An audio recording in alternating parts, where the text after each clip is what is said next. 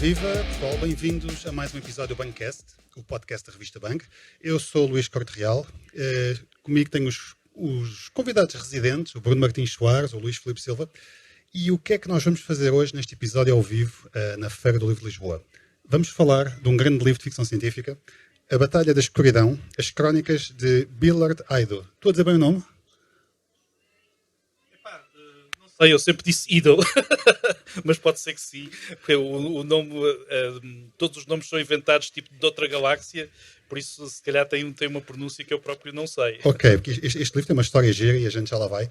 Agora, deixa-me só dizer, quando nós tínhamos já planeado fazer um episódio sobre este livro, eu fui de férias há coisa de um mês e pensei, bem, eu não vou para o Bancast falar da Batalha da Escuridão sem dar uma vista de olhos ao livro.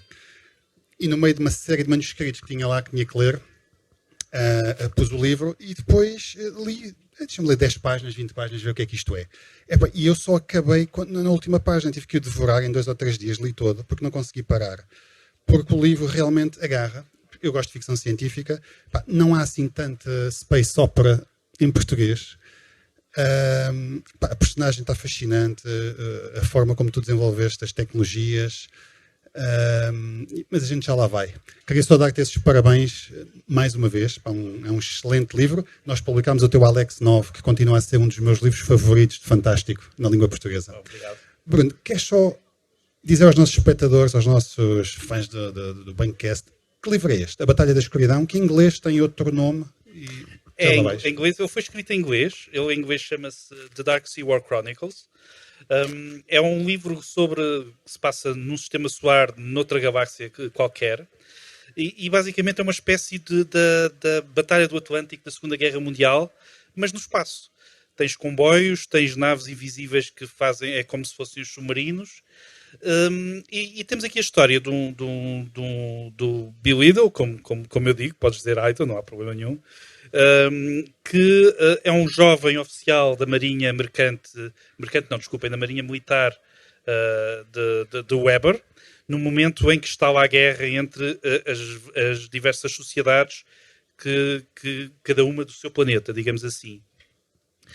E ele vai ter uma aventura, vai ter toda a história que vai passando pela guerra, onde ele vai passando de oficial de uma nave para outra nave para outra nave, e vai se tornar um dos capitães mais jovens e mais condecorados da Marinha Militar de Weber. Mas para isso vai ter que passar por muitos sacrifícios, histórias de amor, amigos que morrem, etc. Nós publicámos um livro do Hornblower, o primeiro, e isto claramente pareceu-me o Hornblower versão Space Opera.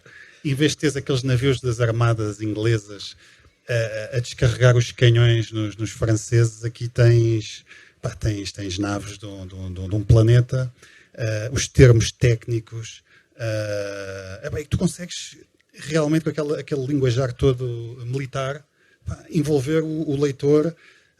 Eu pessoalmente não consegui parar e não estou aqui a fazer charme. Ainda bem, fico muito contente. De facto tens razão. O Hornblower é um livro que eu li da vossa edição, da saída de emergência, do C.S. Lewis, é um excelente livro. Mas há toda uma gama, toda uma categoria da literatura de género, que é a literatura naval, que trata exatamente de heróis da era napoleónica, como aquele filme do Master and Commander, não é? É baseado no O'Brien, não é? Exatamente, com o Russell Crowe, e que é baseado no Patrick O'Brien, exatamente. Mas o meu autor favorito de literatura naval é um senhor chamado Alexander Kent. Alexander Kent é o pseudónimo dele para a literatura napoleónica, mas ele de facto chama-se Douglas Reman, e Douglas Reman escreve literatura naval também, mas durante a Segunda Guerra Mundial.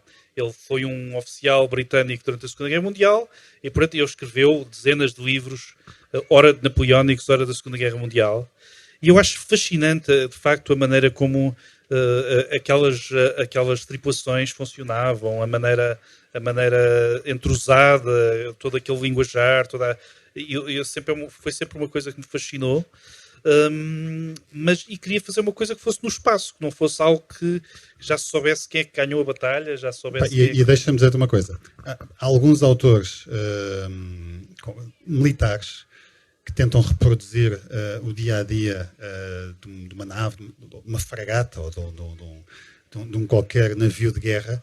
Às vezes, eles próprios são militares ou têm um bom conhecimento do dia e abusam. Os livros ficam chatos, ficam repetitivos.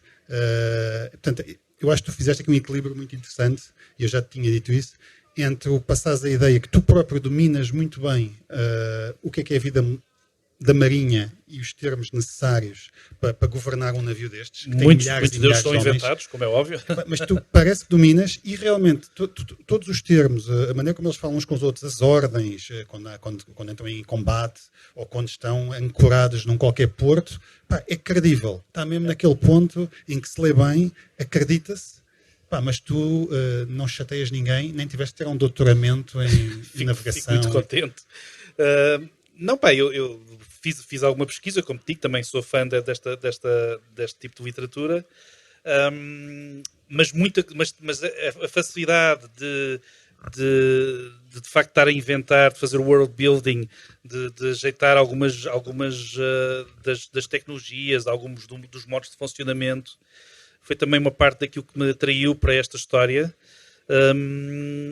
Como te digo, foi escrita em inglês e foi publicada em primeiro lugar internacionalmente. Muito do linguajar da gíria militar naval eu aprendi inglês também, a ler. O Hornblower foi em português, mas li o Alexander Kent, o Patrick O'Brien em inglês. E um desafio foi exatamente esse. Um desafio foi como é que eu torno credível. A minha intenção não era tornar o linguajar muito técnico, a minha intenção era torná-lo credível. E conseguiste, está credível. Bem. Eu, como leitor, fui transportado para aquelas naves e estava lá, gostei imenso. Ótimo, obrigado. Luís, tu querias começar aí as hostilidades? As hostilidades, talvez não, mas os elogios. Eu, por acaso, não sou grande fã da ficção militar, mesmo da space opera militar, e a space opera, para todos os efeitos, é aquele tipo de ficção científica passada no espaço, normalmente com muitos pontapés às leis da física. É o caso. Aqui não sei se é o caso, porque a física que aqui é descrita é tão estranha ao que é a norma deste tipo de livros, de space opera, de aventuras espaciais, em que os autores, pelo menos os autores norte-americanos, na tradição mais clássica, tentam cumprir aquilo que se conhece, e o Bruno diz: eu vou ser mais interessante do que isto, eu vou inventar a minha própria física. Pelo menos é aquilo que eu, como autor, interpreto na leitura. E entendo que a coreografia, a movimentação das naves, o próprio linguajar, a própria descrição está muito adequada a uma aventura planetária, como se lêssemos um livro de história. E eu acho que é precisamente isso que tu tentas fazer, tentas diferenciar daquilo que foi feito em termos de tradição e inventar uma coisa tua que é bastante, penso eu, intuitiva. Sim, eu sempre fui muito fascinado pela Segunda Guerra Mundial e queria fazer qualquer coisa em que se reconhecesse qualquer coisa da Segunda Guerra Mundial, mas de facto fosse diferente, não fosse a mesma coisa de sempre nesse sentido.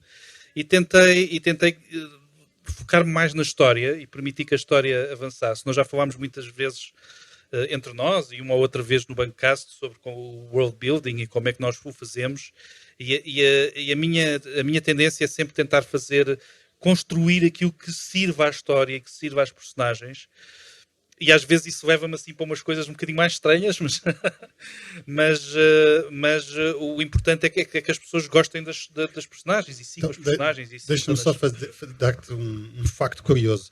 Eu estava a ler, imaginei seres humanos perfeitamente normais, apesar de tu nunca descreveres, eles têm 2 ou 3 olhos.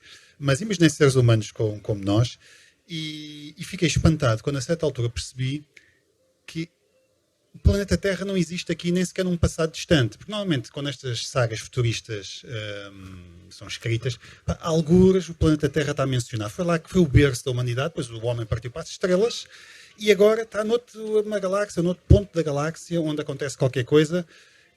Isto não tem nada a ver com a Terra, portanto, as próprias leis da física, isto pode ser outro universo, pode ser outra realidade alternativa, onde as leis da física, e pode haver fumo no espaço, que eu acho que é uma das partes mais giras das tuas descrições de batalha.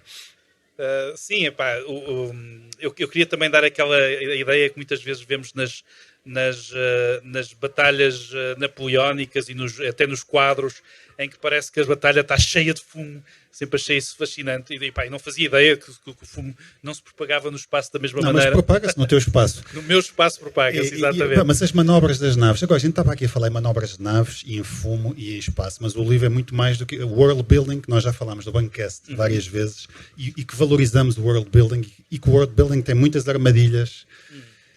Eu acho que tu não caíste nelas, tu criaste algo teu.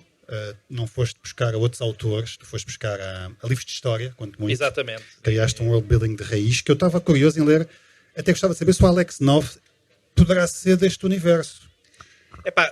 Como tu dizes, o Alex 9, esse sim, começa na Terra, na verdade, não é? Entre o Alex Terra. 9, de facto, começa no futuro da Terra, não é? E falamos de coisas até históricas como a explosão de Tunguska, etc. Que, sem dúvida que o Alex 9 começa na Terra. Este não tem qualquer referência à Terra, até pode ser no mesmo universo ou não. Eu lembrei-me que no Star Wars nós estamos a ver o Luke Skywalker e estamos a ver outros humanos e não fazemos ideia de onde é que aquilo é, não é? Será noutro tempo, noutra galáxia. Há muito tempo. E isso não era importante. Para mim, o que era importante, até, aliás, parte do interesse é ter uma tela em branco, não é? Onde eu pudesse pintar mais ou menos aquilo que interessasse. No entanto, há coisas que são muito obviamente, referências à Segunda Guerra Mundial. Eu tentei dar uma ideia daquilo que foi, de facto, a Batalha do Atlântico. A Batalha do Atlântico foi uma luta essencialmente tecnológica. Os alemães surgiram com os submarinos com uma força que nunca ninguém tinha usado e nunca ninguém tinha usado de uma forma tão sofisticada. Havia aquilo que eu chamo o Atlantic Gap, que basicamente era um espaço no Atlântico, o Mar da Escuridão, que era o espaço do Atlântico onde nem os aviões de Inglaterra, nem os dos Estados Unidos conseguiam lá chegar, e por isso os comboios eram muito vulneráveis nesse espaço. Assim. Aliás, há pouco tempo o Tom Hanks estrelou num filme espetacular. Exatamente. Eu ainda não vi, mas fiquei, porque já tinha escrito este e estou doido para o ver, mas por acaso ainda não tive essa oportunidade. Vale a pena. Mas estava-te a dizer que eu gostei do world building, mas o livro é mais do que isso, porque depois tens um leque de personagens e um personagem principal que tem um passado pesado, onde a gente encontra, digo eu, tu depois confirmas, as tuas influências do George Martin, uma coisa mais grim, uma coisa mais cinzenta. Sem dúvida, como eu já tive a oportunidade de dizer, até em Braga, quando falámos sobre o George Martin e o Tolkien, a escrita do Martin mudou completamente a minha escrita. Porque o Martin destruiu as regras, quase, ou mudou-as completamente, mudou o paradigma completamente. As personagens deixaram de estar seguras, e isso é uma construção deliberada que ele faz, não é? Ele faz-nos acreditar que nenhuma daquelas personagens está segura, e isso era algo que não estava presente para mim antes do Martin, não da mesma forma, pelo menos, não é? Não da forma como ele conseguiu fazer. E eu, querendo falar sobre guerra e querendo fazer uma crónica de guerra, queria que fosse também uma crónica dura, que as pessoas percebessem que aquilo não é fácil. E, na verdade, é um livro sobre o sacrifício e a resiliência. O que quer dizer que o coitado do Bill Ardido tem de passar assim pelas passas do Algarve e passar por algumas situações bastante duras. Mas, sem dúvida, isso foi muita influência do George Martin, sim, sem dúvida nenhuma. Mas tu és muito mauzinho para o teu personagem teu principal, não é? Isto não é spoiler, mas praticamente todas as pessoas de quem ele realmente tu gosta, coitado, não é? Sofrem alguma coisa, não é? Sim, é verdade. É dura, é gritty, como os americanos costumam dizer. Eu, na altura, senti exatamente isso, e senti também com o Martin que eu queria transmitir isso, essa dureza da guerra, essa dureza que nós ainda sentimos que a Segunda Guerra Mundial foi, não é? Nós conseguimos olhar para trás e ver a dureza extrema que se passou ali. E eu queria transmitir isso, e está muito marcante. Acho que a partir de acho que apesar da Alex 9 ser também violenta, é o livro menos violento que eu já escrevi desde aí, desde a batalha. Agora vai sair no outono a Laura e o Rei das Sombras, que também é militarístico, e depois, depois o Insight vai sair na primavera, que é um thriller psicológico, todos eles duros, e é um bocadinho como eu estou a sentir o meu estilo neste momento, que é de facto um estilo mais duro, mais gritty, mais e focado naquilo que me fascina, que são os monstros humanos, não é? E os monstros humanos, não digo só as pessoas que são monstruosas, mas também a maneira como nós lidamos com os nossos próprios monstros, com os nossos próprios passados, com aquilo que nos arrasta no dia-a-dia, que é mais doloroso passar no dia-a-dia, não é? Para muita gente a vida não é nada fácil, não é? E acho que isso é patente. Não é? Sim, eu acho que o livro não é uma exaltação da guerra, apesar de ser uma space opera, apesar de ter as suas próprias leis da física, apesar de ser um livro também com muita ação, é um livro que não exalta a guerra. Gostei muito da tecnologia das armas, gostei muito daquele planeta meio favela. Eu não posso dar muitos detalhes, mas imaginei na minha cabeça, davam umas grandes cenas cinematográficas. Sim. Tens lá assim, algumas curiosidades muito giras. Tu conseguiste desenvolver as artes marciais, as técnicas das forças de elite, todos estes pequenos detalhes muito bem conseguidos. Torna tudo mais credível e muito cinematográfico. Ainda bem. Sim, uma aranha, não é? Basicamente.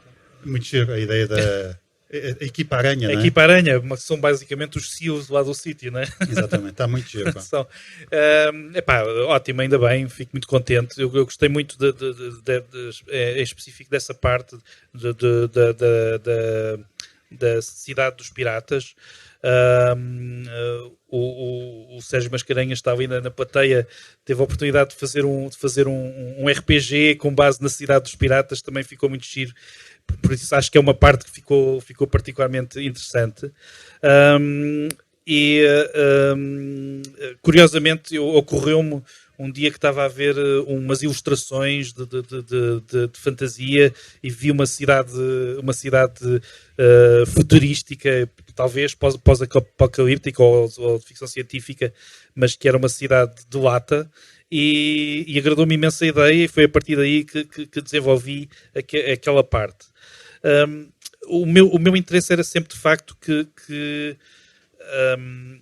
apesar de querer focar-me nos comboios, apesar de querer focar-me nas lutas entre as naves, que cada parte do livro fosse diferente, que as pessoas estivessem sempre a ver coisas diferentes, a ver desafios diferentes, que não fosse óbvio o que é que ia acontecer. E essa parte eu tenho algum, não posso fazer spoilers, tem alguns momentos que eu gosto bastante. Luís, nós como leitores somos aqui 3 leitores do teu livro, mas és o único que o escreveste. Mas eu acho que o ponto forte do livro, apesar de tudo, apesar de lá estar do world building, da forma como tu criaste uma tecnologia muito interessante, é uma boa história, tem uma boa personagem, tem uma boa história, é uma boa evolução da personagem, termina muito bem. Isto vai ter um spin-off, vai ter uma continuação. Já estou neste momento, estava no pipeline, portanto vai sair o War of the Shadow King, portanto agora vai sair o Insight, e a seguir já estou a trabalhar, já estou a escrever a sequel do Dark Sea War Chronicles, e portanto a Batalha da Escuridão, que se chama The Outer Sea War Chronicles, e que basicamente é a Batalha do Pacífico no espaço. É a continuação da história do Billard Diddle, portanto ele próprio irá para outro tipo de atmosfera, digamos assim, não é da atmosfera, de zona do sistema solar, enquanto a zona interior do sistema solar é a zona, é como se fosse o Atlântico, a zona exterior, que seria para nós a parte de Júpiter, a parte de Saturno, Neptuno, é como se fosse o Pacífico, portanto são dimensões enormes, etc. E em vez de termos naves invisíveis como se fossem submarinos, vamos ter drone carriers, não é? Porque na verdade as grandes personagens da Batalha do Pacífico foram os porta-aviões, não é? E eu estou muito entusiasmado, já comecei a escrever, já tenho o primeiro episódio praticamente escrito e estou muito entusiasmado com esta ideia. Na minha cabeça, infelizmente, ainda vai demorar até a primavera de 2023 para sair, mas pelo menos já está a ser escrito. Ok, Luís? Enquanto autor, interessa-me particularmente as escolhas narrativas que tu fizeste.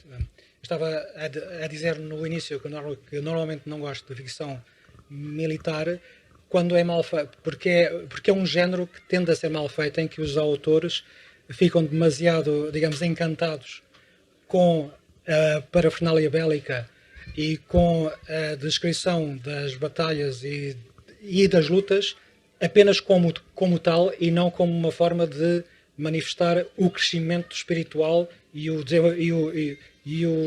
desenvolvimento dos personagens, que ficam marcados, né, que têm que tomar decisões, têm que fazer sacrifícios e, para todos os efeitos, estão a render a sua história pessoal a uma história coletiva, a um objetivo maior. As tuas lutas, contudo, as tuas descrições são muito detalhadas, mas não perdem este elemento e nota-se que, como já disseste há pouco, tiveste uma grande preocupação em fazer o leitor acompanhar a evolução psicológica dos personagens. Mas enquanto autor, gostava de te perguntar muito particularmente a forma como tu descreves as lutas e particularmente as lutas pessoais entre equipas. Como é que tu coreografavas isso? Tu inspiraste em batalhas reais ao detalhe? Como é que tu as imaginavas e as transpunhas para o papel? Essa é uma excelente pergunta e tem uma série de respostas. Em primeiro lugar, aquela solução mais ou menos estranha das naves só terem os mísseis de um lado ou do outro foi um bocadinho para imitar as guerras napoleónicas, não é? E aquele tipo de batalhas napoleónicas. Também vou-te dizer um segredo.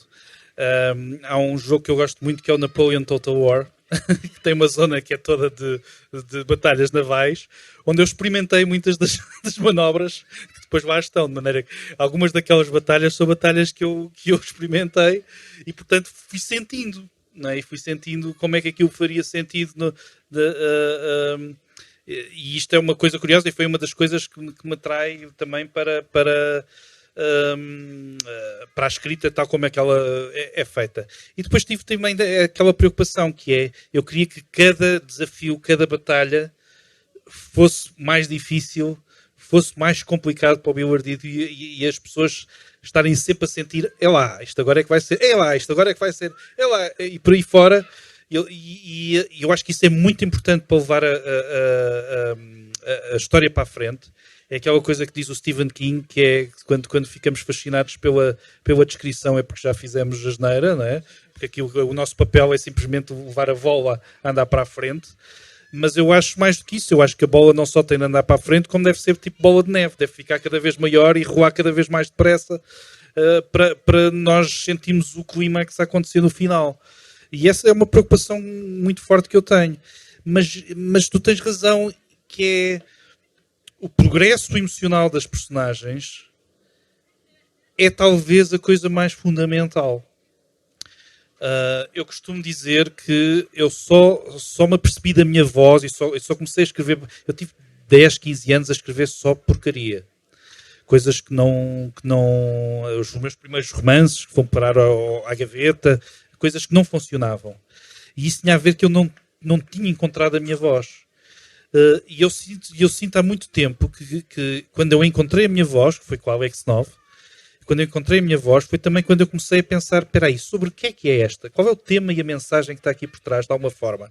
Na Alex 9 é aquela ideia de ganhar uma família, mesmo quando parece que não temos capacidade de ter uma família. A vida leva-nos lá e leva-nos a leva-nos onde temos que ir. aqui era uma lógica também de sacrifício e de resiliência, que é, parece que os sacrifícios às vezes nunca acabam, mas se formos resilientes também vamos sempre avançando e vamos sempre conquistando. Então, isso tem de pautar na história das personagens do início ao fim, e a maturidade das personagens, especialmente personagens tão jovens, é de facto começar a perceber isso, perceber que as coisas não são idealizadas. Ele parece que perdeu tudo logo no início, não é? Logo no início do início, porque teve o acidente com o pai das artes marciais e nesse acidente matou o pai. Mas, na verdade, o pior ainda está para vir. E ele vai sempre tendo que ultrapassar obstáculos e a vontade e a necessidade dele de não desiludir a Marinha, que é a sua nova família, de não desiludir as pessoas à sua volta, de proteger as pessoas. Isso é que faz dele uma personagem tão importante e tão interessante para mim. Sendo que eu, quando escrevi o livro, fiquei completamente apaixonado pela Miranda Cavo, não é? Porque aquela personagem feminina, para mim, é talvez uma das melhores personagens femininas que eu alguma vez escrevi. E ela também passa pelas passas do Algarve e tem toda aquela... e faz um bom contrabalanço com o ídolo. E é interessante para mim ver o progresso tanto de uma como outra personagem, e na verdade todas elas, de uma forma ou de outra, não é? Tu disseste que escreveste este livro originalmente em inglês. Portanto, esta é uma segunda edição, é uma tua segunda revisão sobre o texto, porque foste tu depois que o verteste para português. Porquê este livro?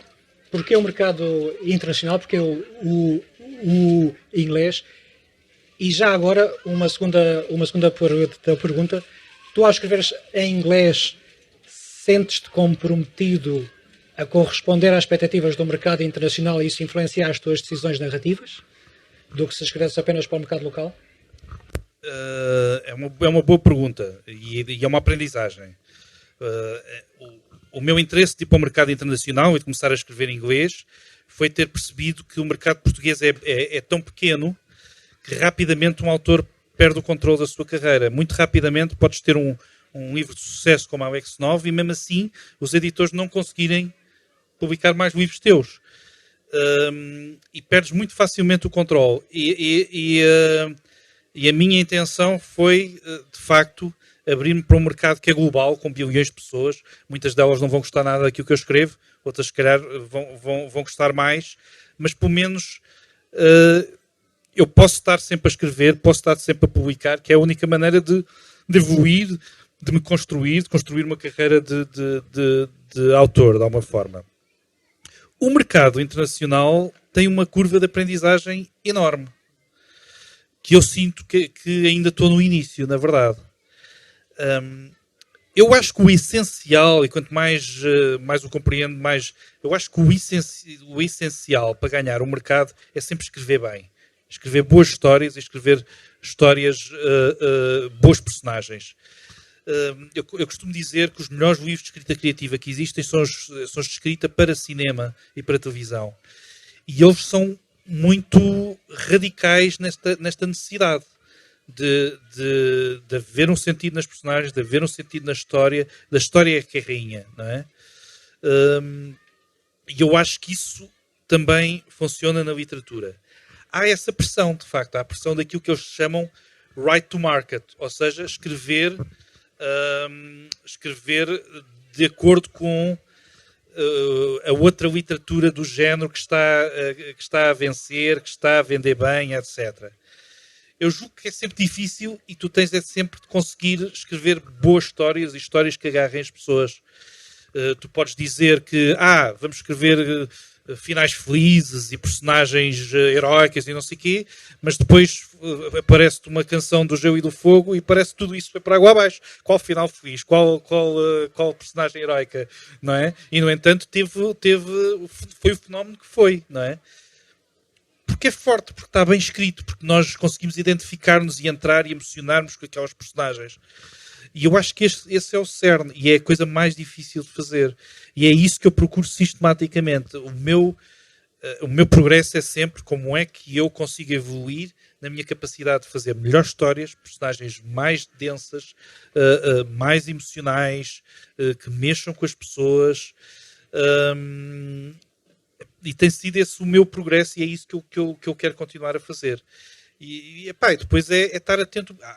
Eu já tive reviews da Darkseid War Chronicles ou da Batalha horríveis, uma estrela, pessoas que detestaram, não é? Eu tive alguém que deve ter detestado o final, porque deu-me 5 estrelas ao primeiro volume, 5 estrelas ao segundo volume e 1 estrela no último, e dizer, nunca mais vai nada deste personagem, deste autor. Por isso não deve ter gostado mas isto faz parte. Lê os 3. Isso é o melhor elogio que te pode fazer. Exatamente, tal e qual. Tal e qual.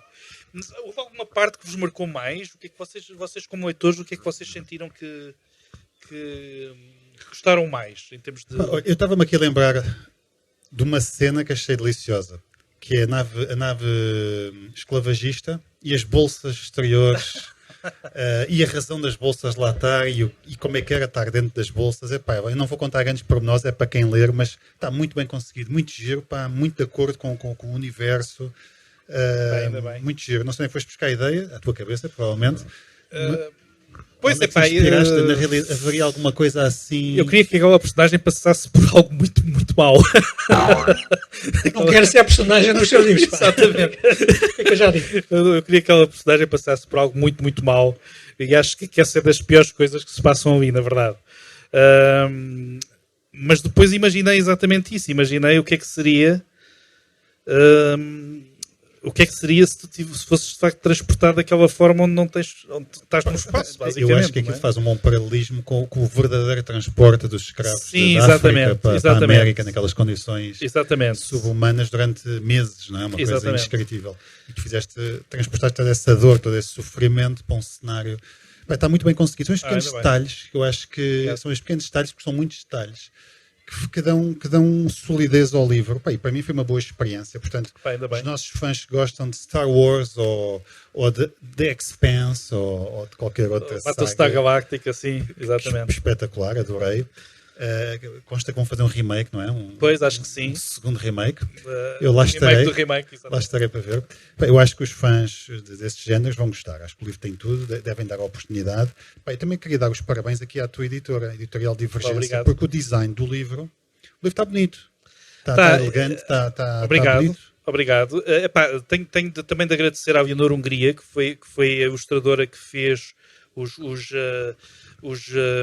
os mapas de batalha. Como tu sabes, como eu fiz para Alex Nova, eu adoro mapas de batalha, não é? E adoro gráficos que mostrem, os gráficos são fiquem muito imagético na cabeça como é que as coisas estão a passar. Falta aqui o sistema solar. Falta aí o sistema solar. Eu prometo que no Outer Sea War Chronicles ele vai estar. Ou na edição em capa dura. Ele vai estar. Eu já tenho estado a pensar em como fazer, porque o Sérgio exigiu para os RPGs que ele criou, e eu tenho o sistema solar todo na cabeça e todo montado e todo desenhado. É uma questão agora de vir nas próximas edições. Porque faz sentido e há uma história por trás. Eu acabei pouco a pouco por ir construindo uma história da evolução da humanidade naquele sistema solar. A humanidade surgiu em Torrance, não é? Que representa os britânicos, é a terra, não é? Exatamente, é a terra, mas também representa os britânicos, na Inglaterra. E depois vai para o sistema solar interior e pouco a pouco vai expandido para o exterior, onde são os impérios mais exóticos, não é? Que no fundo, que é o Império Vermelho e o Império do Gelo, que no fundo representam a China e o Japão. Eu fico muito curioso em saber qual o papel que vais dar ao paralelo de Portugal nessa história. Isso é interessante. Ainda não pensei, na verdade. Como te digo, a minha tendência é sempre fazer world building em função da história, em função do que está a ser feito. Já existem alguns lamirés aqui na Batalha da Escuridão sobre o que era a história daquele sistema solar, não é? Tu tens um tipo chamado Fagundo, se bem me lembro, que foi aquele que definiu os tempos, o tempo solar, digamos assim, qual é o horário do sistema solar inteiro. Há pequenas coisas que vão surgindo, e que basicamente está a imitar Greenwich, não é? e pouco a pouco, é como tu estavas a dizer, a minha intenção quando fiz isto em termos de crónicas era como se isto fosse de facto uma crónica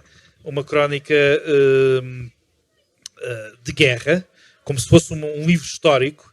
Tu no final de cada episódio tens uma consideração histórica sobre aquilo que se passou, não é? E a intenção é construir à volta disso. Agora, maravilhoso, e porque isto está-se a aproximar do fim, temos mais 5 minutos, maravilhoso era ter mais leitores de ficção científica em Portugal, para não só tu venderes mais livros, mas poderes escrever mais livros, e para outros autores também se puderem aventurar. O Luís também já tem alguns livros de ficção científica publicados, alguns deles até de outros tempos, em que havia mais leitores. Eu não sei, esses leitores envelheceram, deixaram de ler ficção científica, ou leem inglês, porque é um género, e nós publicámos o Alex 9, eu não tenho os números na cabeça, mas realmente o livro, adorei o livro, a edição era muito bonita, mas não conseguimos rentabilizar o livro a ponto de dizer, ok, vamos publicar outro livro do Bruno. Não dá, porque a editora não consegue recuperar o investimento. E nós fazemos isso em alguns livros, não podemos fazer em todos, mas tem muita pena. Mas precisamos de mais leitores. Como é que a gente arranja mais leitores de ficção científica? Como a gente já falou, nós temos um bocadinho esse problema no público leitor em geral no Portugal. Como tu costumas dizer, já disseste várias vezes, nós somos um dos poucos ou o único país da Europa que durante a pandemia passou a ler menos. Yeah. Ou passou a comprar menos livros. Não sei se passou a ler menos sequer. Se calhar até comprou na Inglaterra ou na Amazon ou qualquer coisa assim. Não faço a mínima ideia, porque nós também tivemos um tratamento dos livros durante a pandemia um bocadinho estranho. Nós viemos de uma ditadura, a gente às vezes esquece disso, viemos de uma ditadura onde havia muita censura, não é? E onde não se podia ler qualquer coisa. E eu acho que durante os anos que já passaram, ainda falta muita cultura da leitura em Portugal. De uma forma geral, editam-se mesmo assim ainda muitos livros para aquilo que é o nosso pequeno público. Não são só os autores de ficção científica, estou convencido, não é? É geral, é geral. A não ser que publiques um livro de autoajuda ou uma coisa com pensamentos e frases bonitas, aí és capaz de safar, mas acho que não é o teu género. Não. E eventualmente, pelo menos há uns anos, talvez não tanto já, acho que havia também uma questão de legitimidade, ou pelo menos falava-se nisso no sentido do que era uma ficção científica em português, e isso fazia algum sentido. Por exemplo, imaginem o que é ter-se um capitão da nave chamado José da Silva. Era algo que era muito estranho há uns 20 ou 30 anos, agora já não tanto, porque acho que os tempos estão a mudar e pelo menos as novas gerações já se sentem eventualmente mais cosmopolitas e mais parte do mundo, né, do que nós nos sentimos na nossa infância e na nossa juventude. Nós tínhamos muita vergonha vergonha do português. Agora, basta ter os Municipal há uns anos gravar o 1755, todo cantado em português. É um álbum estupendo. Não estranhas o português. Os estrangeiros não estranharam o português. Mas custou. Eles têm 20 e tal anos. Foram precisos 20 anos para fazer um álbum metal cantado em português, não é? E há uma camada de pessoas, de gente a tentar, um core de gente a tentar trabalhar a ficção científica, a fantasia portuguesa, etc. Eu acho que temos os mesmos problemas que a literatura em geral tem em Portugal. E eu acho que por aquilo que me dizem, eu nunca viajei muito, mas vocês se calhar viajaram mais. Aquilo que é cultura do livro na Espanha, aquilo que é cultura do livro em França, não tem nada a ver com aquilo que é cultura do livro em Portugal. Não tem nada a ver. Isso é verdade. E todos sofremos com isso, não é? E eu acho que vai ter que ser um bocadinho simbiótico, um bocadinho push and pull, um bocadinho nós a fazermos força ingratamente. O que é que veio dar cabo disto tudo? Netflix. Mas também pode ser eu acho que isto já estava mal, pá. Também pode ser uma oportunidade. Eu, pelo menos, estou a imaginar a Batalha da Escuridão adaptada para mas depois não leem o livro. Deixa estar. Mas o Bruno fica rico. Isso é que é importante. Exatamente, e depois eu posso escrever mais livros. Ok, pessoal, olha, eu acho que terminou o nosso tempo, acho que foi bastante giro. Obrigadíssimo. Mais uma vez, parabéns, um livro muito maduro, obrigado. de excelente ficção científica, recomendo mesmo que deem uma oportunidade ao livro. Onde é que o conseguem encontrar? Conseguem encontrar aqui na Feira do Livro, no pavilhão D20, que é o da Convergência, onde está lá à venda. Mas eu farei... depois da feira, quando o pessoal vir isto, já não há Feira Sim, do Livro. mas mesmo assim ainda tem mais... Eu acho que também era bom cá estarem no dia 11, às 3 horas, porque eu vou estar no pavilhão D20 a dar autógrafos, por isso é uma boa oportunidade também. Mas ele está nas livrarias, está em algumas Bertrands, esteve da FNAC, não sei se está em todas as FNACs agora, mas em várias alturas. No online online também, no WUC, na Bertrand Online consegue-se comprar, na própria Convergência, no site da Convergência e no site da Divergência. Espero que gostem. E é sempre bom ouvir feedback também. Deixo aqui um desafio, seria giro tu escreveres um pequeno conto para a revista Bang deste universo, de preferência com o Aido. Tá bem. Digo Aido, ok. Está bem. Que eu conheço melhor a gramática deste universo que tu. Desculpa lá. Era giro um pequeno conto. Está bem. Que apresenta esse universo. Tá bem, fica tá a bem, ideia. Tá bem. Posso fazer isso, senhor? Pronto, e nós ficamos por aqui. Mais um episódio do Bangcast, o podcast da revista Bang. Estamos todas as sextas-feiras. Vamos para a internet. Foi um prazer estar com vocês. Aqui está cheio, não fazem ideia. A feira está cheia. Um abraço e até para a semana.